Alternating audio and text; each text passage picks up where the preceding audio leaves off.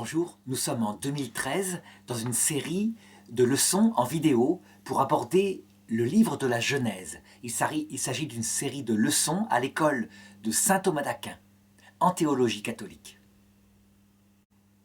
Et je voudrais aborder au terme de 11 autres leçons ce qui s'est concrètement passé, ce que peut dire la théologie catholique avec sa méthodologie propre sur ce qui s'est passé au moment de la création, et ce que dit le livre de la Genèse de réel et ce qui n'est que symbolique.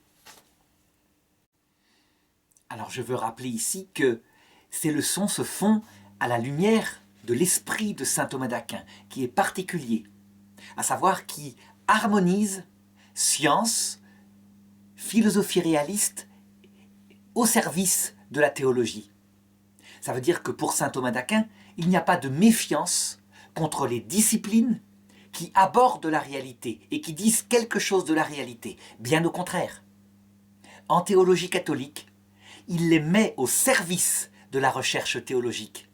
On peut dire que sans détruire leur objet propre, leur méthodologie propre, il en fait des servantes de la recherche théologique, de la compréhension de la doctrine du salut. Cette manière d'approcher les choses, qui était simple dans la somme théologique, est évidemment peu courante à notre époque. Et donc, afin d'être très précis, voilà comment je vais procéder. Je vais d'abord rappeler un petit peu l'épistémologie.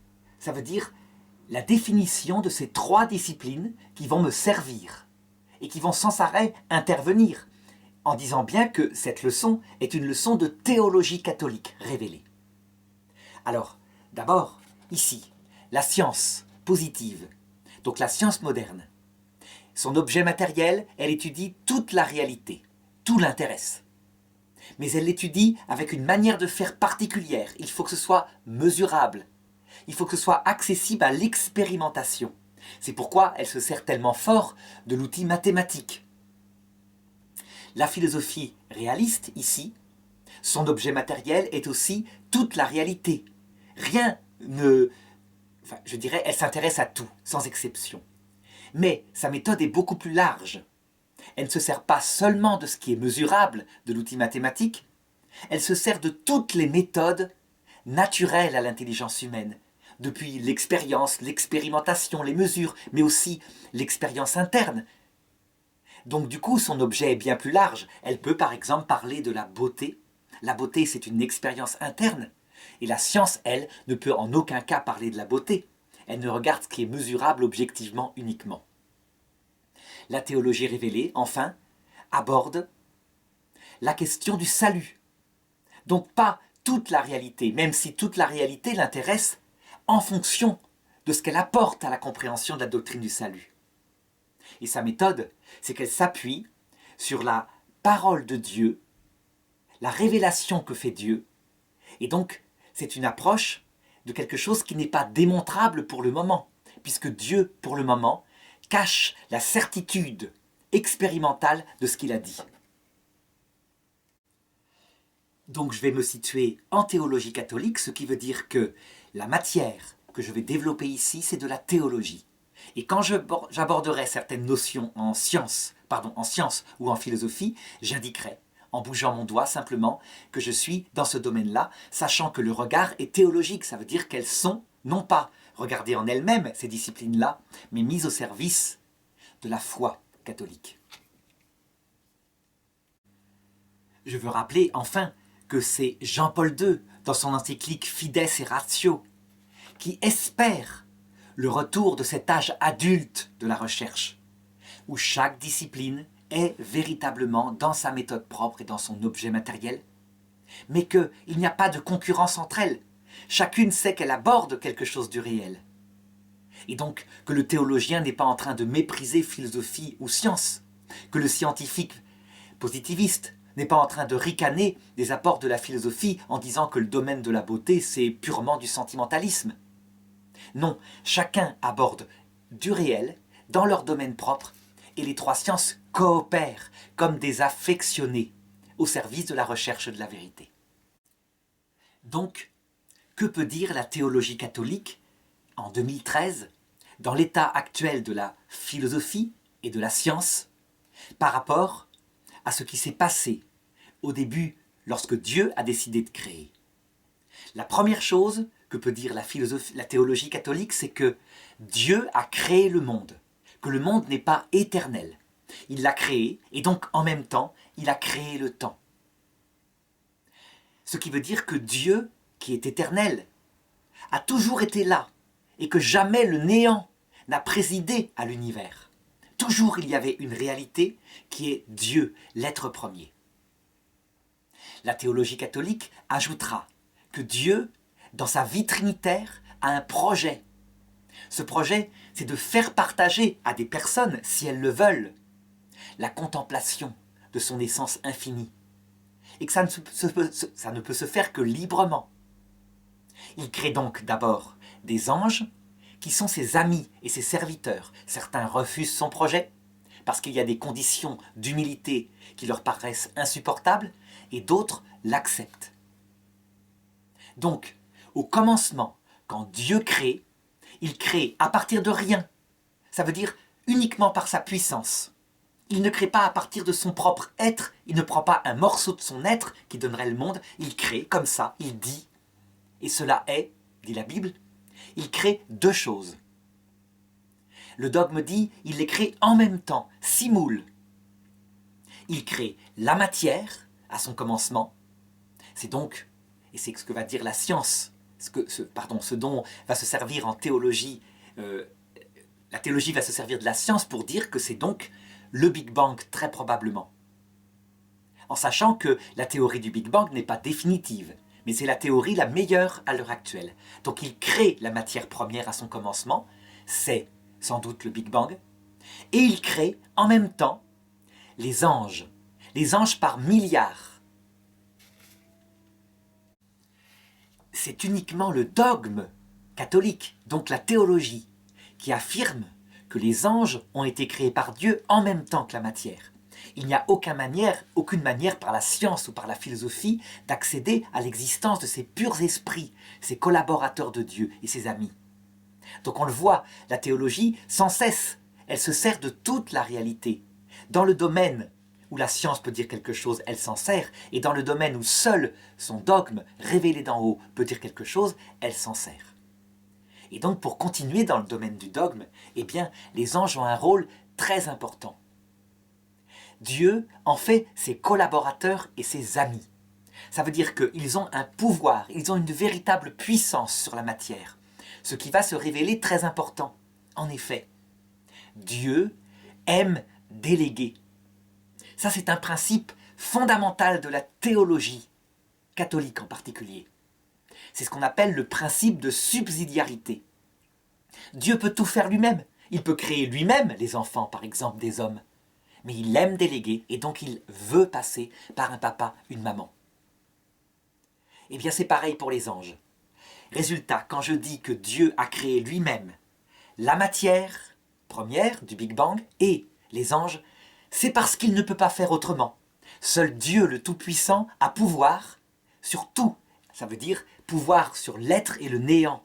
Pouvoir pour faire apparaître de l'être sans qu'il n'existe rien après. Les anges, qui sont des simples créatures, n'ont un pouvoir que sur l'organisation de cette matière une fois qu'elle a existé. Et donc c'est très simple. Les anges, amis de Dieu, qu'ils soient bons ou qu'ils soient mauvais, étant donné qu'ils gardent leur nature, vont tout de suite se mettre au service de Dieu pour façonner la création. Seulement les anges eux-mêmes, ils sont issus de Dieu. Ça veut dire que tout ce qu'ils peuvent faire par délégation aux lois naturelles de cette matière, ils le font faire aux lois naturelles de cette matière. Et ils n'interviennent que lorsqu'ils ne peuvent pas faire autrement pour organiser le monde tel qu'il est. Alors, justement, est-ce qu'on peut trouver la trace de l'organisation de Dieu par ses anges? Donc je sais que les protestants diront, mais non, de Dieu directement. C'est enlever de l'honneur à Dieu que de dire qu'il le fait par ses anges. Bien non, les catholiques, les orthodoxes disent que Dieu aime déléguer à ses amis ingénieurs qui sont les anges. Eh bien, leur intervention ne viendra que quand c'est absolument nécessaire. À savoir, lorsqu'il va apparaître dans l'histoire du monde des sauts d'organisation tellement nouveaux que la précédente organisation ne peut pas expliquer la suivante. Et c'est là que va intervenir de nouveau la science réaliste, mais aussi la philosophie. La science qui va, elle, dès qu'elle le peut, mesurer les choses, mesurer les possibilités d'un ordre précédent par rapport à l'apparition de l'ordre suivant. Et deuxièmement, la philosophie qui, elle, ne se contente pas de mesurer, mais qui observe très radicalement de toutes les manières possibles. Et donc, le premier ordre de l'organisation de la matière, que la science ne peut pas atteindre, il faut le reconnaître parce qu'il se passe avant ce qu'on appelle le mur de Planck. Ça veut dire lorsque la matière est tellement concentrée, qu'elle est tellement à des hautes températures au tout début du Big Bang, que les équations mathématiques ne peuvent pas en rendre compte. C'est donc uniquement la philosophie qui va aborder ce moment. C'est le moment où vont apparaître les constantes dans la matière à peine apparue. Des constantes extraordinairement réglées, réglées de façon incroyablement puissante, à la 50e décimale près. Et il faut absolument que ces constantes, par exemple la vitesse de la lumière, soient précises à la 50e décimale près. Sinon, la matière telle qu'elle est apparue au début, qui est de l'énergie, eh bien, elle n'aurait pas donné la structure qui apparaît après, à savoir la matière corpusculaire, ce que j'appellerais, je dirais, les atomes. Les molécules ensuite vont apparaître de cette matière-là, mais aussi la matière sous forme d'ondes. Et les deux sont à peu près, sont une seule matière finalement, c'est ce que montre la physique quantique. Donc, ces constantes sont tellement précises que, par analogie, on pourrait dire qu'il est plus facile qu'elles apparaissent que de tirer avec un fusil à lunettes dans une pièce de 2 € située à l'autre bout de l'univers et de l'atteindre du premier coup. Et donc là, dans ce premier moment, eh bien, on peut penser à une intervention, non pas de Dieu directement, parce que c'est de l'organisation de la matière, mais des puissances angéliques qui sont à son service. Et saint Thomas d'Aquin, dans la première partie de sa somme de théologie, attribue ce pouvoir sur la matière à un ordre particulier des anges dans la hiérarchie angélique qu'il appelle l'ordre des vertus. Donc, c'est une opinion. On sait qu'il y a plein d'autres ordres angéliques qui sont cités par la Bible. Et là, je me situe évidemment de nouveau en théologie catholique. L'ordre des puissances, l'ordre des dominations, pourquoi pas? Mais l'essentiel, c'est que Dieu aime déléguer et que les anges le font. Deuxième saut, radicalement nouveau, que l'ordre précédent, à savoir celui de la matière, organisée sous forme d'atomes, de molécules, ne peut pas expliquer, c'est le passage au premier vivant. Alors je sais bien que la science, dans sa méthodologie, elle va continuer de chercher si le monde non vivant peut donner par lui-même, par ses lois propres, le premier vivant. Ce que c'est la science, c'est que, à partir du moment où les constantes ont été organisées dans le monde physique, au tout début du Big Bang, donc il y a à peu près 15 milliards d'années, tout le reste, l'apparition des premières galaxies, les réactions nucléaires à l'intérieur, la mort de ces premières galaxies, l'explosion, la recombinaison, la matière telle qu'elle est actuellement, il n'y a pas besoin d'intervention d'une intelligence organisatrice. Ça se fait tout seul par les simples lois de cette matière, dès que les constantes sont apparues. Et donc, que dira la théologie catholique? Elle dira « je fais confiance à la science ». C'est réaliste, et donc, effectivement, on peut dire que l'intelligence organisatrice de Dieu par ses serviteurs les anges donne le départ, la pichenette de départ à la matière, et ensuite, elle va sur sa course dans tout ce qu'elle est capable de faire. Le problème, c'est qu'à un moment donné, apparaît un ordre radicalement nouveau, la vie. Alors pourquoi est-ce que la vie est radicalement nouveau? Eh bien, ça, c'est ce que va constater la science par sa méthode propre. À savoir que le monde non vivant produit des molécules simples qui se cassent dès qu'elles atteignent une trop grande complexité, à savoir 150 atomes. Les valences, c'est-à-dire la force qui unifie les atomes pour former ces molécules, sont trop faibles pour tenir les choses. Or, le moindre vivant Le moindre vivant, il implique un ARN ou un ADN, donc une molécule gigantesque qui fait des centaines de milliards d'atomes. Sinon, ça ne fonctionne pas. Deuxièmement, l'ordre de l'ADN est précis, organisé. Il peut être comparé à un logiciel informatique qui non seulement ferait fonctionner ce vivant, mais qui le fabrique.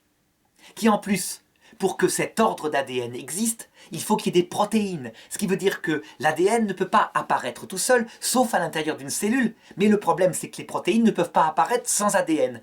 Résultat, il y a comme un serpent qui se mord la queue, l'œuf et la poule, on pourrait dire. Donc, la science confrontée à ces deux obstacles dit « je suis coincé ». Les expériences de Stanley Miller font apparaître des bases azotées, mais c'est tout.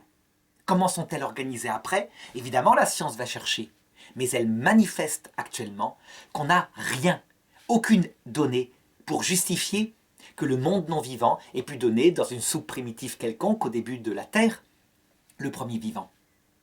Le philosophe, il va effectivement confirmer cela par son domaine réaliste. Et à ce moment-là, en s'appuyant sur ces données, qui ne sont pas forcément définitives, mais qui sont tout de même très réalistes, c'est monstrueusement complexe un vivant, eh bien, le théologien va dire que là, il est apparu une intervention directe de l'intelligence organisatrice, donc pas directement de Dieu, puisque ça n'implique pas la toute-puissance, c'est de l'organisation de la matière, les hommes pourront le faire un jour. Et donc des anges, des serviteurs de Dieu, les anges, ces ingénieurs précis de la matière, sans doute encore, dirait saint Thomas, l'ordre des vertus.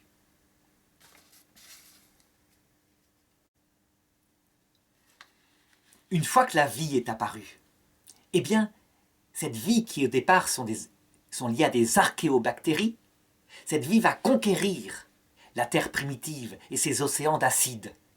Elle va se développer dedans.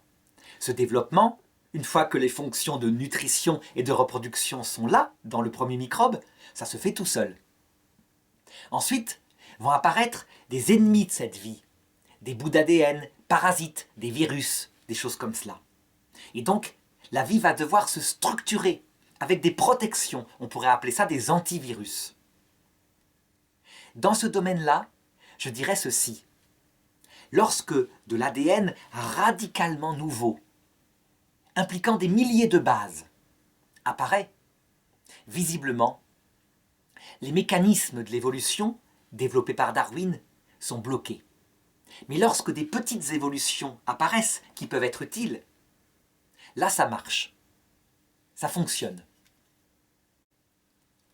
Toute la difficulté, c'est donc de savoir exactement, lorsque les lois du premier vivant suffisent à expliquer, par ces mécanismes d'évolution qui ont pu très bien être organisés dans l'ADN de ce premier vivant, la suite de l'évolution, et lorsqu'il y a un saut qualitatif nouveau qui ne peut pas s'expliquer par ces lois. Et donc je suis de nouveau ici en sciences, mais aussi en philosophie. La théologie va donc écouter ce que disent les scientifiques et les philosophes. Et elle constate qu'à l'heure actuelle, il y a parfois des obstacles infranchissables. Par exemple, l'apparition de l'œil, c'est l'exemple que montrait Darwin. C'est extrêmement compliqué. Une matière aveugle, qui n'a pas de finalité, qui se développe uniquement comme ça, qui ne sait même pas que la lumière existe. Comment aboutir à un œil complexe qu'implique des sections d'ADN divers sur divers chromosomes, le tout organisé pour voir. Cette complexité de l'ADN du sens de la vision, le fait qu'il n'y a pas de finalité dans la méthode que développe Darwin, pose problème pour expliquer l'apparition de ces grandes sections d'ADN et de cet œil qui visiblement est finalisé par la vision. Alors on peut laisser encore la science y réfléchir, mais en tout cas, plus on avance en science et plus on comparera l'ADN des vivants qui n'ont pas d'œil à celui des vivants qui ont le sens de la vision, et plus on saura répondre à cela. Si au bout du compte, on reconnaît qu'il y a un véritable problème, que cet ADN est trop complexe, trop précis, trop apparu primitivement, alors la théologie et la philosophie concluront à l'intervention de l'intelligence organisatrice. Et la théologie dira, ce n'est pas Dieu directement, puisqu'il aime déléguer. Ce sont donc ses serviteurs, les anges, qui président, quand il le faut uniquement, au grand saut qualitatif de l'évolution. et qui laisse faire, sinon, le reste. Alors ensuite, qu'en est-il pour l'homme? Est-ce que l'homme, l'apparition de l'homme dans son corps, donc disons des hominidés, animaux, qui existaient avant qu'apparaisse l'homme moderne, est-ce que ça implique l'intervention d'une intelligence organisatrice? Eh bien je dirais, en toute honnêteté, que lorsqu'on regarde les primates, lorsqu'on regarde le corps des hominidés qui sont dans l'ordre des primates, on voit qu'il n'y a pas grand-chose de radicalement nouveau. Ça peut s'expliquer par de la microévolution, semble-t-il. Semble-t-il. Parce que, attention, tout de même, regardons un peu plus en détail. Il y a tout de même dans le corps de l'homme des choses qui sont nouvelles et spécifiques. Peu de choses, c'est vrai. Il y a d'abord ce langage, cet organe du langage articulé, avec ce petit os particulier, avec cette forme particulière des cordes vocales, qui permet un langage complexe, adapté à une vie spirituelle complexe. Les animaux n'ont besoin que de quelques cris affectifs pour exprimer leurs émotions. Et donc, on sent bien qu'il y a l'ordre de la finalité. Cet organe, visiblement, il y a un rapport avec l'apparition de l'esprit, et je dirais que quand il n'y a pas hominidé spirituel, on ne trouve pas les traces de ce petit os, donc de cet organe. Est-ce que c'est de la macroévolution, donc un ADN radicalement nouveau ou pas?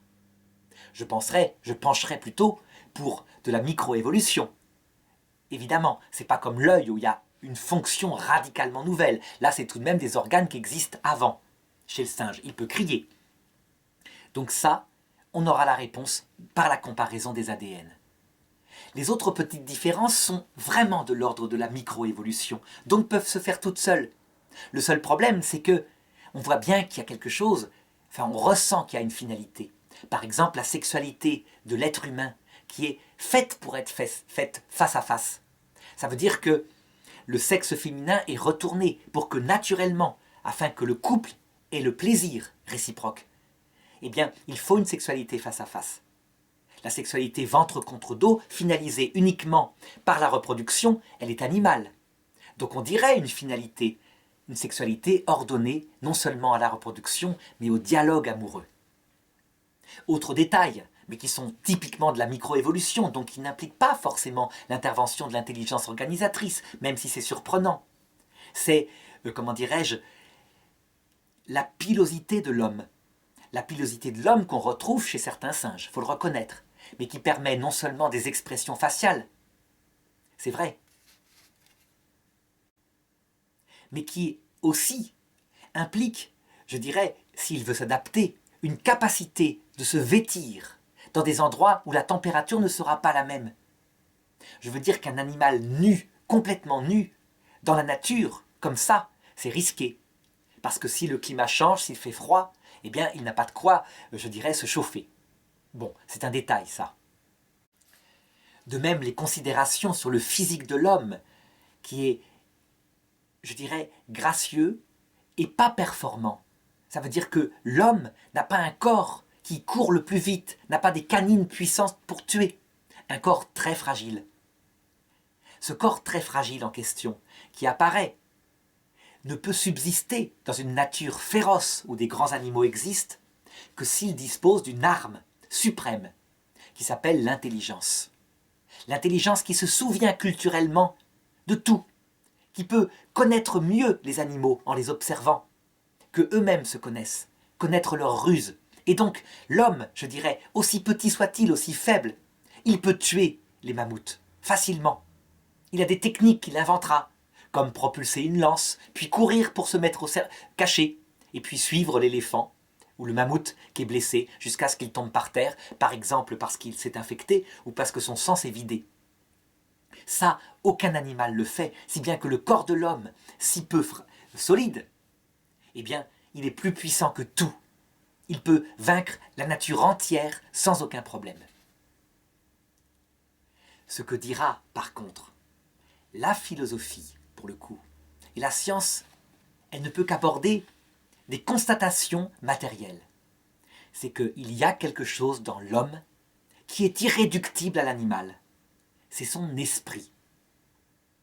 L'homme moderne, on le constate à partir du moment où il enterre ses morts, mais systématiquement, où il fait des beaux-arts systématiquement, ce qu'on ne voit pas chez l'homme de Néandertal. L'homme moderne, par ses traces, manifeste qu'il a un esprit qui dépasse l'instant présent, qui peut chercher des choses comme la beauté, mais aussi le sens profond de la vie et ce qui se passe après la mort. Ça, c'est une constatation scientifique. Il y a les fossiles, il y a aussi les traces archéologiques. Et c'est une constatation philosophique, à savoir que seule une pensée qui dépasse l'instant présent peut aboutir à ce genre de choses. Ce que va dire la science, et ce qui va intéresser beaucoup la théologie, c'est que elle ne constate pas d'ADN de l'esprit humain. Et donc, hypothèse, l'esprit humain serait-il juste l'intelligence animale un peu plus performant? Hypothèse problématique pour le philosophe, parce que l'intelligence humaine n'a pas le même objet que l'intelligence animale. L'intelligence animale, son objet, c'est l'utile, le nuisible pour mieux survivre et se reproduire. L'intelligence humaine, son objet, c'est non seulement la connaissance de tout, toute la vérité, mais c'est l'action. Et l'action pas seulement pour se nourrir et se reproduire, mais l'action spirituelle, l'amitié, l'action en vue d'obtenir une vie après la mort, éventuellement, qu'elle soit imaginaire ou pas. Ça, le scientifique ne se prononcera pas. Donc ce n'est pas le même objet. Or, des facultés qui n'ont pas le même objet ne sont pas les mêmes facultés. Ce que dira la science, c'est qu'elle ne trouve pas d'organe de cette faculté. Et ce que dira la philosophie, c'est que cette faculté, l'intelligence, et puis sa sœur, la volonté, ont un objet non matériel, spirituel. Ça veut dire que ce n'est pas comme l'intelligence animale qui va capturer une proie. La proie, c'est visible, c'est sensible. Non, l'intelligence humaine, elle peut penser à, par exemple, une notion comme l'éternité. Et c'est pas sensible. On comprend ou on ne comprend pas. On ne peut pas dessiner l'éternité. Donc, puisqu'elle atteint un objet non sensible, dira le philosophe, et c'est Aristote qui l'a dit le premier, c'est que sa faculté, celle qui l'explique, la faculté vitale, n'a pas d'organe. Un organe produit un effet organique. Un effet non organique, non sensible, non matériel, même si l'intelligence humaine se sert d'images pour mieux penser, donc du cerveau. Eh bien, c'est que la faculté dépasse l'image, et donc qu'elle est au-delà du cerveau. Qu'est-ce que va dire la théologie catholique face à ça? Eh bien, par son dogme, elle va confirmer, en affirmant que si le corps de l'homme procède par évolution, on ne peut pas le nier actuellement. Par contre, il faut tenir absolument, dit Jean-Paul II à l'Académie des sciences en 1996, que l'esprit humain est directement créé par Dieu et qu'il ne peut pas procéder par évolution. Voilà. Donc, qu'est-ce qui s'est passé concrètement? Eh bien, voilà ce que je dirais maintenant. Il semblerait donc que, au cours des millions d'années où la vie est apparue, l'évolution par les lois de Darwin a fait quelque chose et les anges avaient prévu ça pour que ça se fasse comme cela. Mais que, évidemment, ils ont orienté cette évolution. Ils avaient une finalité, qui était l'apparition de l'homme. À chaque fois qu'ils devaient intervenir pour des facultés radicalement nouvelles, ils intervenaient.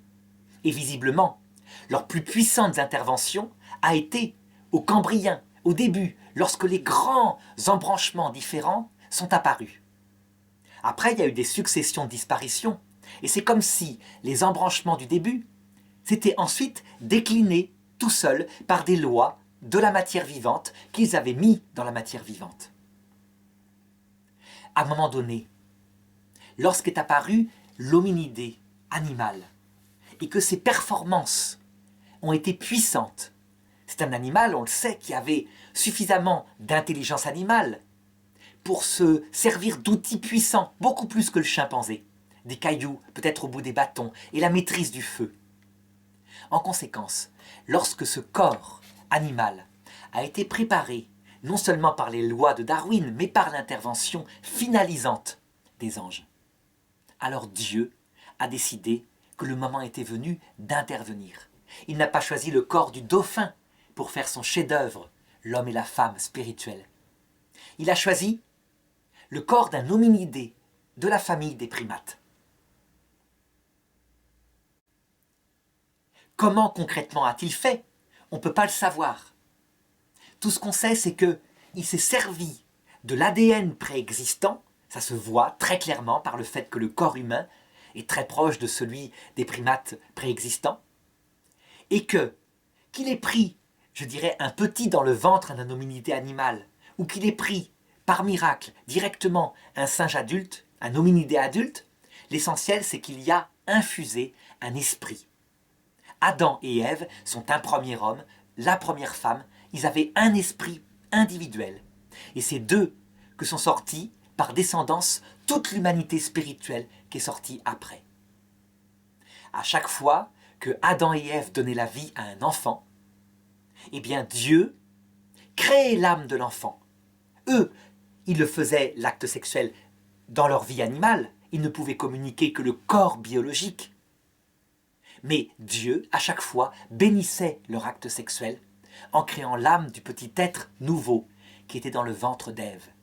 Et jusqu'à maintenant, ce qui veut dire que même maintenant, Dieu continue directement par sa création de créer chaque âme des petits-enfants. Ce ne sont pas les anges. Ils n'interviennent pas là-dedans parce qu'il s'agit d'une création à partir de rien, ce qui est impossible au simple pouvoir organisateur des anges. Ce que je dis là, évidemment, est de la théologie catholique maintenant. Je suis bien dans cette section-là. Les anges, la création des âmes spirituelles par Dieu, au moment de la conception, la philosophie, évidemment, ne peut pas savoir quand est-ce que l'âme spirituelle est créée. Elle a juste des signes. C'est vrai qu'il n'y a pas de rupture dans la genèse d'un petit embryon. Il grandit comme ça. On ne voit pas un moment où tout d'un coup l'âme serait apparue.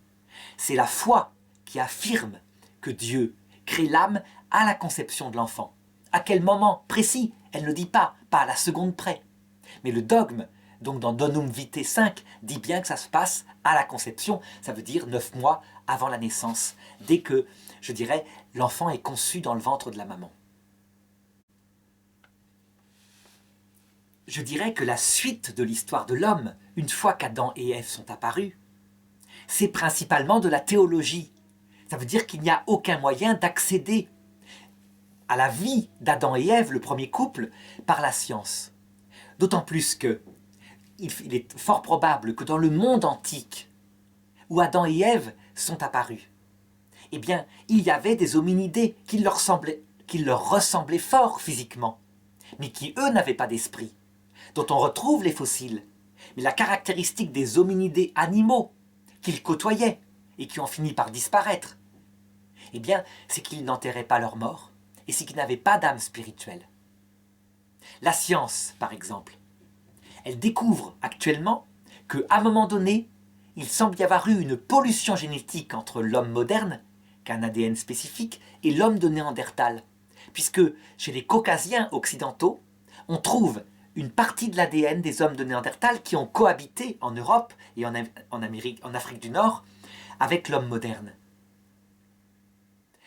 Eh bien, je dirais que la théologie, elle va simplement admettre les choses. Si c'est vrai, c'est vrai. Et ça veut donc dire que ces descendants d'Adam et Ève qui ont pratiqué des actes de zoophilie, donc un acte extrêmement grave que décrit peut-être la Bible dans le livre de la Genèse avec l'histoire des géants, des hommes fameux des temps jadis, eh bien, Dieu a tout de même créé l'âme spirituelle des enfants qu'on sont sortis, puisque nous-mêmes, nous avons une âme spirituelle. Par contre, l'histoire personnelle d'Adam et Ève, le fait qu'ils n'ont pas eu à apprendre la sagesse qu'elle leur a été infusée par Dieu, ça, c'est du pur domaine de la théologie catholique. Jamais la science ne pourra retrouver les pensées individuelles d'Adam et Ève. Seuls, de l'autre côté, lorsqu'on les rencontrera, ils nous confirmeront ce qui s'est passé. Ce que la science, par contre, et la philosophie observent, c'est que visiblement, les premiers hommes spirituels n'étaient pas performants en science et en technique. On le voit bien, c'est très net. Les premiers outils dont ils se servent, c'est des pierres taillées grossièrement, puis des pierres taillées finement. Ils progressent. Ce qui veut dire que Adam et Ève n'ont pas reçu une science infuse des silex ou de la sidérurgie. Ils n'ont pas reçu une technologie infusée par Dieu. Ils ont juste reçu une sagesse, Ça veut dire qu'ils savaient précisément ce qu'ils faisaient sur terre, ce que Dieu leur voulait, comment ils devaient obéir pour aller dans la vision béatifique. De même, le fait qu'Adam et Ève, par la présence de Dieu auprès d'eux, avaient une totale maîtrise de leur sensibilité, que leur corps n'aurait pas dû mourir parce que Dieu les aurait enlevés au ciel par Assomption, comme il le fit plus tard à la Vierge Marie. Ça, c'est le domaine purement de la théologie révélée. Aucun moyen par la philosophie, et encore plus par la science, de le savoir. La science parce qu'elle ne peut pas mesurer, elle ne peut pas interroger Adam et Ève, et puis d'autre part, l'esprit ne se mesure pas par des outils mathématiques, et la philosophie pour la même raison. Adam et Ève sont inaccessibles pour le moment. Ils ne le seront que après la mort, affirme la foi catholique. Alors je dois ajouter que la théologie catholique, dans la méthode thomiste qui s'appuie sur la philosophie et la science, elle va affiner sa connaissance du dogme. Par exemple, un dogme dit « c'est par le péché d'Adam et Ève que la mort est entrée dans le monde ». Puisque manifestement, la science et la philosophie prouvent que bien avant l'existence d'Adam et Ève, les animaux et les plantes mouraient. Pas la peine de chercher. Toutes les traces charbon, tout le pétrole, ce sont des cadavres de plantes, d'animaux. C'est donc que ce dogme signifie qu'il s'agit de la mort d'Adam et Ève, la mort de l'homme. Ce qui n'est pas étonnant, puisque la doctrine théologique ne parle que de l'homme et de son salut. Pas des animaux, pas des plantes directement. N'empêche que, chez des anciens théologiens qui n'avaient pas une science aussi performante, eh bien, il était enseigné que les plantes et les animaux ne seraient pas morts avant le péché originel. Ce qui veut dire qu'on a vu des théologiens affirmer que les animaux n'étaient pas carnivores avant le péché originel, ce qui est évidemment une aberration. En effet, dans le monde terrestre, s'il n'y a pas d'animaux carnivores, les animaux herbivores mangent toutes les plantes, et ils meurent ensuite. Donc de toute façon, le monde terrestre tel qu'il est fait doit être régulé. C'est une chaîne alimentaire, c'est comme ça, et ça ne peut pas être autrement. De même, la théologie catholique, réaliste, elle va savoir que le récit, le deuxième récit de la création qui dit que Ève est créée de la côte d'Adam, est un récit manifestement symbolique qui signifie une chose profonde, la côte, la complémentarité du cœur, mais qu'il ne faut pas prendre ça au sens matériel, c'est aberrant. Et comme dit le premier récit, hommes et femmes, il les fit.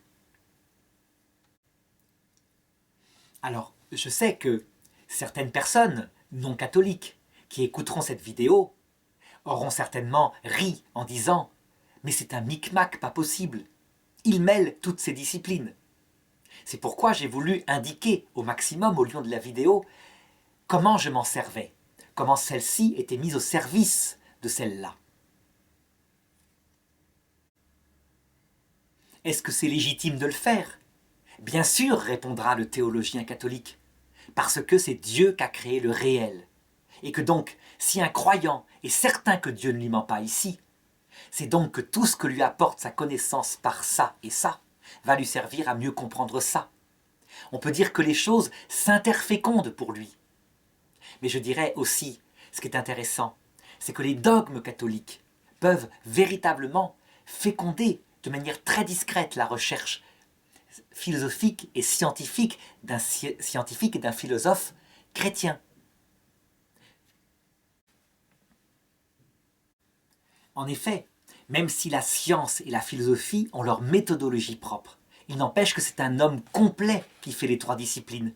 Et donc, si la science est coincée parce que, effectivement, elle ne trouve pas d'ADN de l'esprit, eh bien on peut dire que le philosophe chrétien, il aura une possibilité d'éclairer sa recherche en se disant « Et si les choses ne procédaient pas toutes du cerveau, s'il y avait quelque chose de plus mystérieux dans l'homme ?» Voilà, je m'arrête ici en espérant que cette leçon conclusive aura éclairé et en sachant aussi que, dans l'avenir, la science et la philosophie découvriront d'autres choses. Et donc que peut-être il faudra faire une autre version de cette leçon avec les découvertes nouvelles. Parce que, dans l'esprit thomiste, science, philosophie et théologie marchent ensemble comme des affectionnés.